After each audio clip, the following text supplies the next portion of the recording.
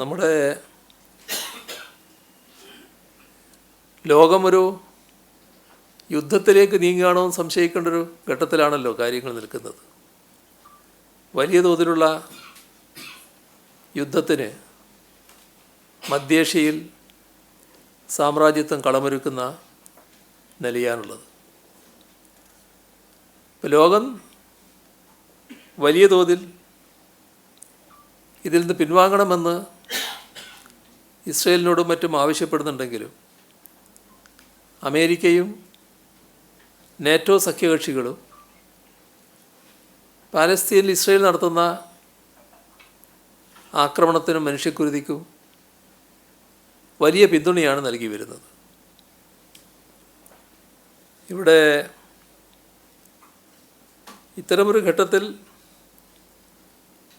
നമ്മൾ കാണേണ്ടത് സംഘർഷ മേഖലയിൽ ജീവിക്കുന്ന പ്രവാസി മലയാളികളുണ്ട്. നമ്മുടെ രാജ്യത്തിൻ്റെ വിദേശകാര്യ മന്ത്രാലയത്തിൻ്റെയും നോർക്ക റൂട്ട്സിൻ്റെയും ജാഗ്രതാ നിർദ്ദേശങ്ങൾ ശ്രദ്ധിക്കുകയും പാലിക്കുകയും ചെയ്യണമെന്നാണ്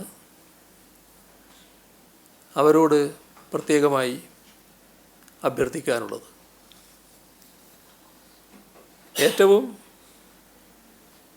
പ്രതിഷേധാർഹമായ നിലപാടാണ് ഇസ്രയേൽ ഈ ഭാഗത്ത് സ്വീകരിക്കുന്നത്.